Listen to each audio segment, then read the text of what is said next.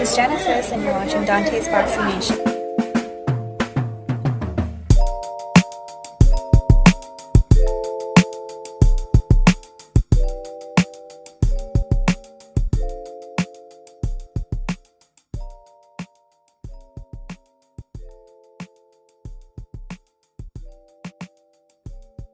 I mean, people think Al more than they think they mom at award shows, man. So it's real. It's real. Al Heyman, he shows a lot of love to all the people. Boxing is a very dirty sport, but he's making it very clean. He's taking care of all of us. I have nothing bad to say about the company or nothing. They've treated me like family since since my first show. You know what I mean? And I owe everything to them. You owe everything to them. And on that note, for all the things are doing, PBC is doing an amazing job. Dante's Boxing Nation, what's going on, guys? First things first, Merry Christmas to everyone. Happy holidays. And shout out to Looney Tunes. You guys see the animated clips that I use. Go ahead and make sure you guys follow them on Instagram, Looney Tune Boxing. Also, shout out to the Benavidez family. As you guys see, I'm showing you guys a throwback clip of when the whole Benavidez team, they came to my studio, David, Jose, and Sr. Obviously, when I was still in the States. Anyway, let's get into this amazing story. This was reported by Jose Benavidez Sr. because he was there when it all happened. I'm gonna go ahead and play the actual clip. Shout out to the boxing voice that conducted this interview with Sr., where he talks about his fighter, who was an amateur, sparring with the professional Teofimo Lopez and what actually happened.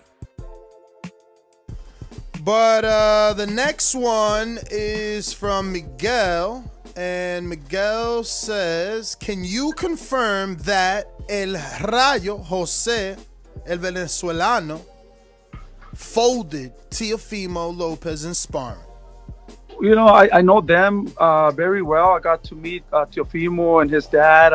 I was there. Rayo stopped him in the first round. He just turned around. He said he didn't want any more. He got him with a good shot, and it was not even a round, that he just didn't want any more. So they called me like 2-3 weeks later. The father called me and he says, hey, we want to spar your amateur kid, because at that time he was an amateur. And he says, we want to spar. And I said, yeah, sure. He stopped him in 4 rounds. So, I don't know. It could have been that the day that maybe he was not training 100%. Wait. You saying that Juan Venezuelano stopped Jose. Oh, Jose. He stopped Teofimo twice. Once in one round and then again in 4 rounds.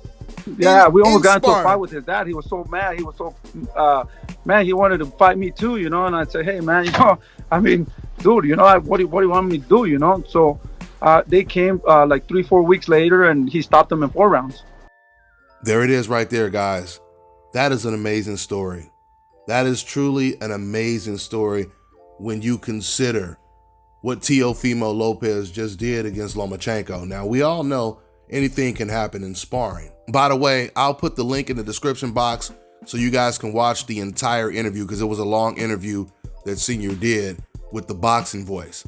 But getting back to what I was just saying, though, we know that anything can happen in sparring, but how rare is it that you see a fighter of Teofimo Lopez's caliber get knocked out, get stopped, not once, but twice, by an amateur boxer? And clearly, Teo Sr., he had no reason to lie about the story. He was asked by a fan if it's true, and he just confirmed that it was true because he was there. It was his fighter. Now, we already know, if there was a trainer sharing a story of Gervonta Tank Davis getting stopped by an amateur, Shakur, Devin Haney, any of these other guys at 130 or 135, we already know what the fans would be saying about those fighters. I'm not going to say the things that they would have said about those fighters when it comes to Teofimo. It is just sparring. But just knowing that this happened to Teo, it really makes you wonder what would happen if Lopez got in the ring with Devin Haney, with Gervonta Tank Davis, with Ryan Garcia. Only thing I could tell you almost for sure is those fights will not look like the Lomachenko fight. They will not look like the Lomachenko fight. Now, speaking of sparring footage, we've already seen the sparring footage of Teofimo sparring Gervonta Tank Davis, which a lot of the earlier rounds were cut out. By the way, if you never watched this, it's on YouTube, and Tank is the one without a shirt. Now, it sounds like it was Teofimo Sr. that was actually recording the sparring footage. You clearly hear him telling Lopez, as Lopez is coming back to the corner, he's saying, look, man, this guy, he doesn't want to box. He just wants to brawl. He just wants to fight. So get on your feet and start moving. So they go to the next round. As Tank starts to get closer to Lopez, you can clearly hear Lopez's dad saying, he's about to throw that left. Watch out, be careful, be careful. He's trying to hit you with the left, be careful, be careful. He's really, really concerned with Tank Davis's power, which is understandable. I mean, that's what you're supposed to tell your fighter. But the level of respect, it tells me that it would be a serious challenge for Lopez if they were to fight with no headgear in a real professional fight. We know that, when it comes to Teofimo, he's more of a counterpuncher. Gervonta, he can fight as a counterpuncher, he can fight on the outside, but he's really good on the inside, as he showed in his last fight against a much taller Leo Santa Cruz.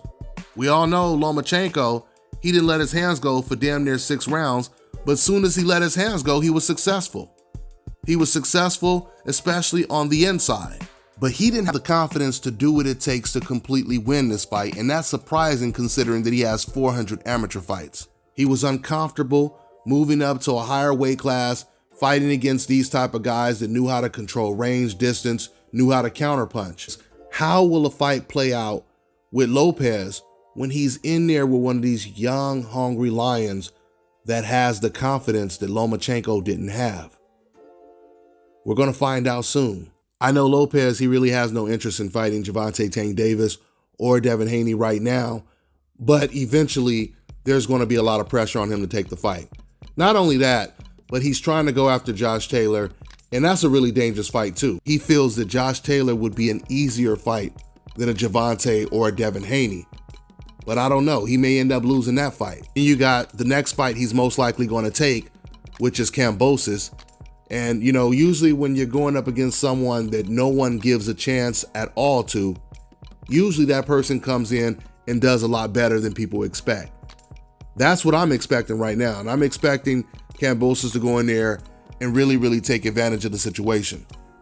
Teo has been trying to keep people in suspense of who he's going to fight next, but we all know it's going to most likely be Kambosos. So let's see how it plays out. That's all I got for now, guys. I'm on to the next one.